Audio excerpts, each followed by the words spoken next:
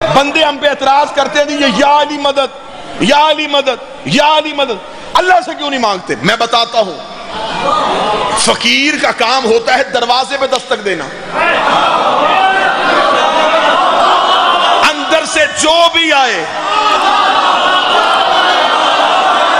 اس کے آگے ہاتھ پھیلا دینا۔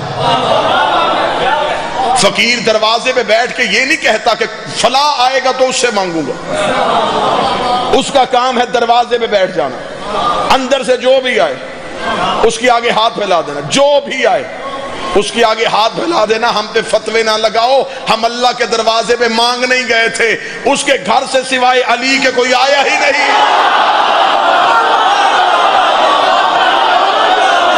یا تو مجھے اللہ کے گھر سے کوئی نکلتا دکھا، اللہ کے گھر سے آیا ہے تو صرف شیعوں کا پیر آیا ہے۔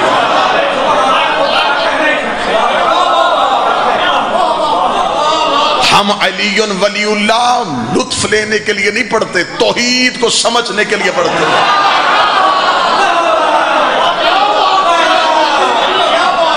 آج بندے اعتراض کرتے تیرا جب جی بات یہ شیعوں نے باتیں بنائی ہیں، ان سے کوئی بندہ نہیں پوچھتا، یہ کیسے ہو سکتا ہے کہ علی کی ماں دیوار کے قریب آئے اور دیوار پھٹ جائے؟ دیوار کیوں پھٹی؟ بی بی دروازے سے کیوں نہیں گئی؟ دروازے سے آ سکتی تھی۔ خانہ کعبہ کے تالے کی چابی بی بی کے گھر پڑی تھی، کلید بردار کعبہ یہ تھے، متولی کعبہ یہ تھے۔ حضرت ابو طالب کے گھر کعبے کی چابی پڑی تھی، لیکن آج بی بی چابی لے کے نہیں گئی، دیوار کے قریب آئی، دیوار پھٹ گئی۔ اللہ نے قرآن منوانا نہیں تھا؟ اگر دیوار نہ پھٹتی خدا کے قرآن کی ایک آیت کا ترجمہ نہیں ملنا تھا؟ خدا نے قرآن میں دعویٰ کر دیا تھا اگر اس قرآن کو پہاڑوں پہ نازل کرتا، مہربانی کرو احسان کرو، پہاڑ اس کی ہیبت سے ریزہ ریزہ ہو جاتے۔ آج کوئی مولوی تم سے پوچھ لیتا کہ اللہ نے قرآن میں کہا ہے کہ اگر پہاڑوں پہ نازل کرتا پہاڑ ریزہ ریزہ ہو جاتے، تمہارے گھر کی آج تک الماری نہیں ٹوٹی، بتاؤ وہ کون سا قرآن ہے جو پہاڑوں کو ریزہ ریزہ کرتا ہے؟ تمہارے پاس کوئی جواب نہیں۔ ہم ہاتھ پکڑ کے کعبہ کو رکن یمانی دکھا کے بتائیں گے علی بچہ بن کے نہیں آیا تھا، قرآن بن کے آیا۔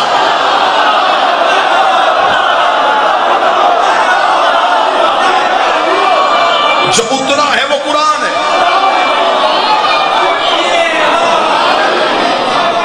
جو ہمارے گھروں میں پڑا ہے یہ لفظوں والا قرآن ہے۔ میں جملہ بڑا خوبصورت جملہ دینے لگا، بڑا خوبصورت جملہ، بڑا خوبصورت جملہ۔ علی لفظوں میں ڈھلے تو قرآن بنتا ہے، قرآن جسم میں آئے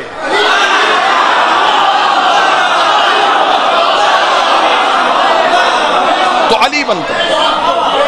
قرآن ممبر پہ لے کے اللہ کے قرآن میں ایک آیت ہے، خدا قرآن میں کہتا ہے کہ میرے قرآن کے اندر ایک کتاب مکنون ہے، فی کتاب مکنون، ایک چھپی ہوئی کتاب ہے، اور ہے قرآن کے اندر لا یمسہ الا المطہرون، اسے سوائے طاہرین کے کوئی چھو نہیں سکتا۔ آج تک مولویوں سے اس آیت کی تفسیر ثابت نہیں ہوئی۔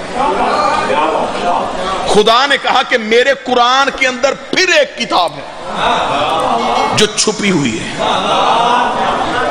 جسے سوائے طاہرین کے کوئی چھو نہیں سکتا۔ مولوی اس کتاب کو کہاں سے ڈھونڈتے؟ انہیں تو ابھی الف لام میم نہیں ملی۔ ہر معرفت والے بندے کو میرا ممبر سے سلام۔ قرآن کے اندر ایک چھپی ہوئی کتاب ہے۔ دو صحابی مدینے میں مسجد میں بیٹھ کے اس آیت کی تفسیر ڈھونڈ رہے تھے، یا قریب سے سلمان گزرے،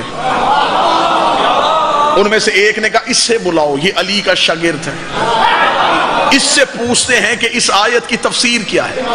ایک صحابی نے کہا سلمان، قرآن میں ہے کہ اس قرآن کے اندر ایک کتاب چھپی ہے، بتا سکتا ہے کہ وہ کون سی کتاب ہے؟ سلمان رکے اور چہرہ ان کی طرف کر کے کہا تفسیر بتاؤں یا دکھاؤں؟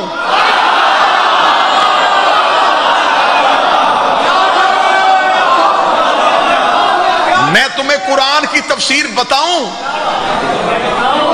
دکھاؤں؟ ان میں سے ایک بولا، اس نے کہا دکھائے گا کیسے؟ فرمایا تمہیں سامنے نظر آئے گی۔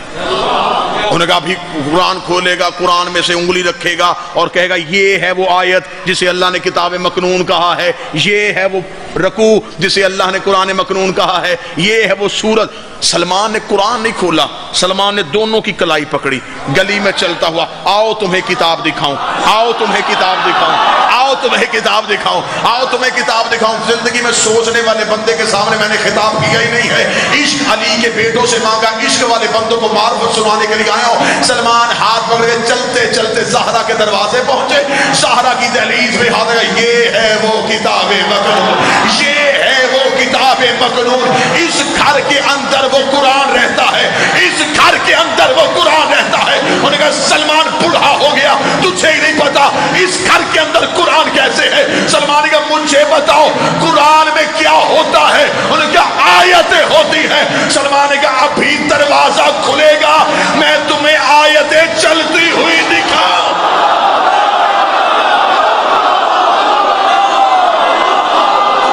سارے بولو ہاتھ اٹھا کے حیدری۔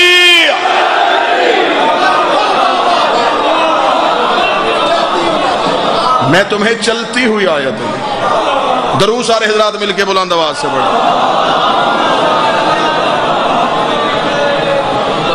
بسم اللہ یا عالم، عید مبارک سب خیر مبارک سب۔ واجب الاحترام، قابل سادہ احترام، عزت مآب، آپ کے میرے پسندیدہ ترین ذاکر، اصل جشن والے ذاکر، پڑھے لکھے بھی، معیاری گفتگو، معیاری شاعری، بہترین تلفظ، بہترین ادائیگی، بہت بڑے باپ کے عظیم بیٹے۔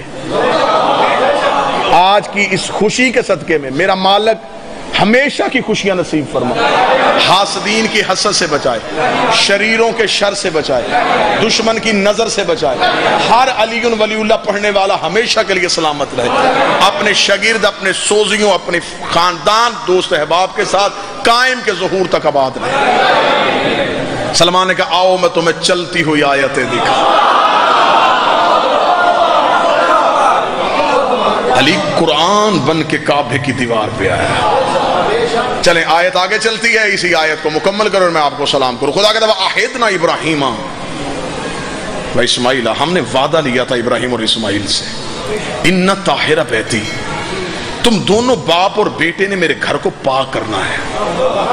میں نے وعدہ کیا تھا میں قرآن سے جشن پڑھوں گا، ایک آیت اور اس میں پورا جشن بند ہے۔ خدا کہتا ہے میں نے ابراہیم اور اسماعیل سے وعدہ لیا تھا کہ تم دونوں نے صرف میرے گھر کو پاک رکھنا ہے، طاہرہ بیتی، میرے گھر کو صاف رکھنا ہے۔ میرے مالک کیوں رکھے صاف؟ تو نے آنا ہے، تو نے رہنا ہے۔ خدا نے کہا نہیں، للطائفین العاکفین ورکع السجود، اس گھر کو پاک کرو، اس میں طواف ہوگا، اس گھر میں رکوع ہوگا، اس گھر میں سجدہ ہوگا، اس گھر میں اعتکاف ہوگا۔ یہ چار لفظ قرآن میں نہ ہو، میں تمہارا نہیں اللہ کا مجرم۔ اب بھی قرآن ممبر پہ لے کے آؤ، خدا نے کہا ابراہیم اور اسماعیل میرے گھر کو پاک کرو، صاف کرو، اسے ذرا اچھی طرح سجاؤ۔ یہاں چار کام ہونے ہیں، طواف، رکوع، سجدہ، اعتکاف۔ اب میرا شیعہ سنی مجمع مجھے بول کے بتائے، طواف کعبے کے اندر نہیں ہوتا، باہر ہوتا۔ خدا نے کہا گھر کو اندر سے پاک کرو، جب طواف اندر ہونا ہی نہیں تھا پاک کیوں کرنا؟ آگے چلتے میرے مالک کوئی اور کام، فرمایا رکوع ہونا، میرے مالک رکوع بھی کعبے کے اندر نہیں ہونا، باہر ہونا، فرمایا اندر سے صاف کرو۔ تیسرا کام فرمایا سجدہ ہوگا، سجدہ بھی کعبے کے اندر نہیں ہوتا، کعبے کو ہوتا ہے۔ چوتھا کام خدا نے کہا میرے گھر میں اعتکاف ہونا ہے، اعتکاف کعبے کے باہر نہیں ہوتا، اندر ہوتا ہے۔ اس کا مطلب ابراہیم اور اسماعیل کو نبوت اسی بات پہ ملی تھی، تم نے اس گھر کو اتنا پاک کر دینا ہے کہ اس میں کسی نے 3 دن رہنے کے لیے آنا۔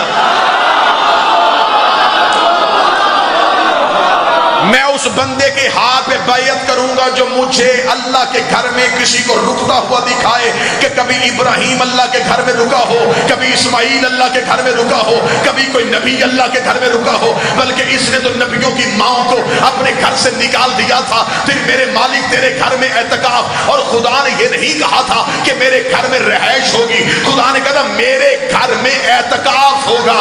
قرآن کی آیت سے بندوں کو تیرا رجب نظر نہ آئے تو میں نے علی کے دروازے سے بھیک مانگی کیوں ہے؟ خدا نے کہا میرے گھر میں اعتکاف ہونا ہے۔ اعتکاف کا زیادہ سے زیادہ دورانیہ 10 دن ہوتا ہے، کم از کم دورانیہ 3 دن ہوتا ہے۔ بی بی 13 رجب کو آئی تھی، 16 رجب کو گئی ہے، اور خدا نے کہا صاف کرو میرے گھر میں اعتکاف ہونا ہے۔ مرضی کے مولوی کے سر پہ قرآن رکھ، مرد اعتکاف بیٹھے گا تو مسجد میں بیٹھے گا، عورت اعتکاف بیٹھے گی تو گھر میں بیٹھے گی۔ علی کی ماں اللہ کے گھر میں بیٹھی، خدا نے کہا میرے گھر میں اعتکاف ہوا۔ اب بتا اللہ کا گھر سمجھ کے بیٹھی تھی یا علی کا گھر سمجھ؟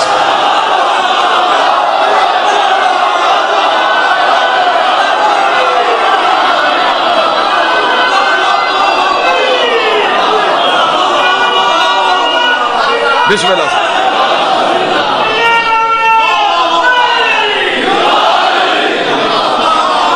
مولا حسین الدین بی بی رکی،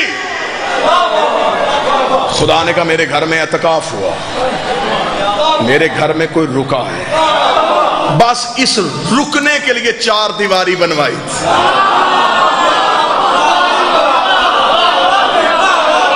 کعبہ بنا ہی علی کے آنے کے لیے تھا۔ نماز کدھر منہ کر کے پڑھتے ہو؟ کعبے کی طرف۔ نمازوں کا مرکز کعبہ ہے، کعبے کا مرکز علی ہے۔ کعبے کی عبادت علی کے بغیر نہیں ہوتی، تیری عبادت علی کے بغیر کیسے؟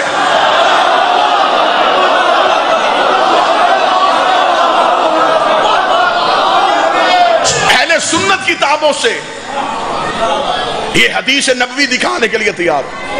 جب رسول نے فتح مکہ پہ خانہ کعبہ پہنچے تو فرمایا بلال اذان دے۔ بلال خانہ کعبہ کی چھت میں چلے گئے۔ سنی کتابوں میں لکھا ہوا، ایک انگریزوں نے ایک فلم بنائی دی میسج، اس میں یہ پورا سین انہوں نے عکس بند کیا۔ اوپر چڑھ گیا بلال اور اب رش میں نبی کو ڈھونڈ رہا ہے۔ اندر کے حالات جانے والے نبی نے کہا بلال کیا ہوا؟ فرمایا یا رسول اللہ زمین پہ اذان دیتا تھا،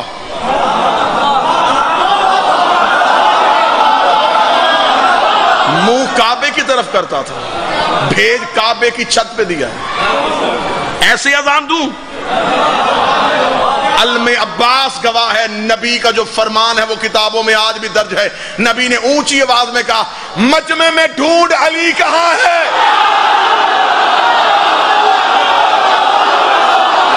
بندے اکٹھے ہو کے نبی کے پاس آئے، انہوں نے کہا یا رسول اللہ تو نے بلال کا چہرہ علی کی طرف کیوں کیا؟ نبی نے وہی پہ حدیث پڑھ دی، فرمایا یا علی انت مثل الکعبہ، اے علی تیری مثال میری امت میں کعبے کی ہے۔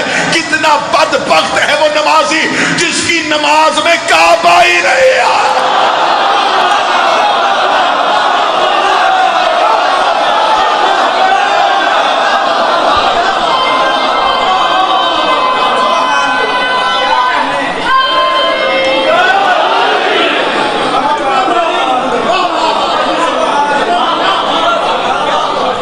عشق آزماؤ علی سے،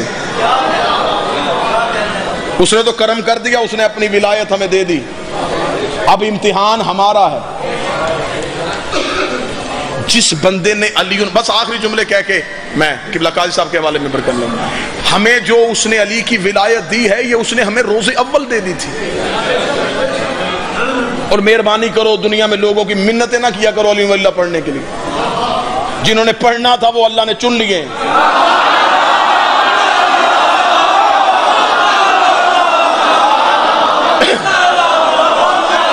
ٹائم ضائع نہ کرو بندوں سے جا کے منتیں دی، دیکھ علی کی ولایت یہاں پہ، علی کی ولایت یہاں پہ، علی کی ولایت یہاں پہ، نہیں۔ جس نے کتاب دے کے علی مانا تو پھر کیا مانا۔ علی تو ماؤں کی گود میں واجب ہو جاتا ہے.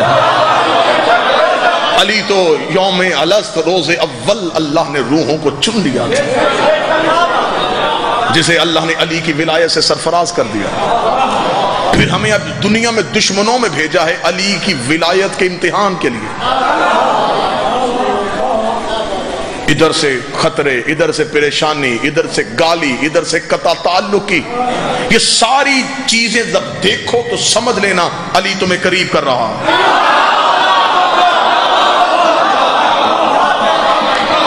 ولایت آ گئی. ہم دن میں 5 دفعہ اللہ کی بارگاہ میں جا کے صرف اس سے ایک ہی دعا کر دے، اہدنا الصراط المستقیم.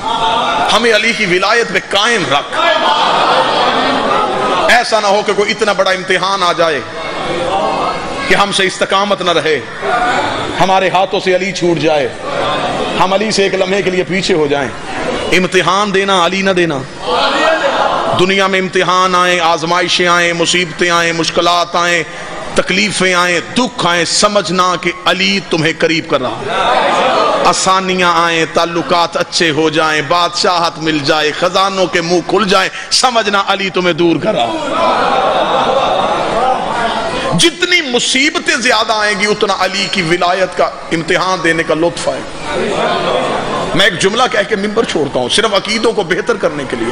جناب میثم تمار جب گئے تھے دشمن کے دربار میں، میثم تمار کے پاس ایسے ایسے اللہ کے راز تھے. میثم چاہتا تو دربار سے غائب ہو سکتا تھا، میثم چاہتا تو گرفتار ہی نہ ہوتا، میثم چاہتا اشارہ کرتا کڑیاں توڑ دیتا. کیا یہ سب کچھ علی کا نوکر نہیں کر سکتا؟ کر سکتا تھا، پھر دربار میں کیوں آیا؟ تاکہ یہ ظلم کرے، میں اپنی محبت آزماؤں.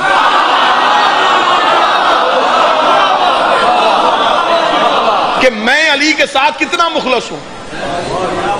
جان بوجھ کے علی کے نوکر دشمن کو، طوفان کو للکارتے تھے کہ ادھر سے طوفان آئے اور میں اپنی جرت آزماؤں. تنہا کھڑا ہے دشمن کے دربار میں. جملے کتاب کے بالکل بے آئینے ہی نہ ہو تو منبر پہ آنے کا ایک لمحے کا لیے میرے مالک مجھے اجر عطا فرمائے. یوں قیدی کھڑا ہے اور حاکم نے، بادشاہ نے دیکھے کہا علی چھوڑ دے. میثم نے یوں اس کی طرف دیکھا، بکواس بند کر.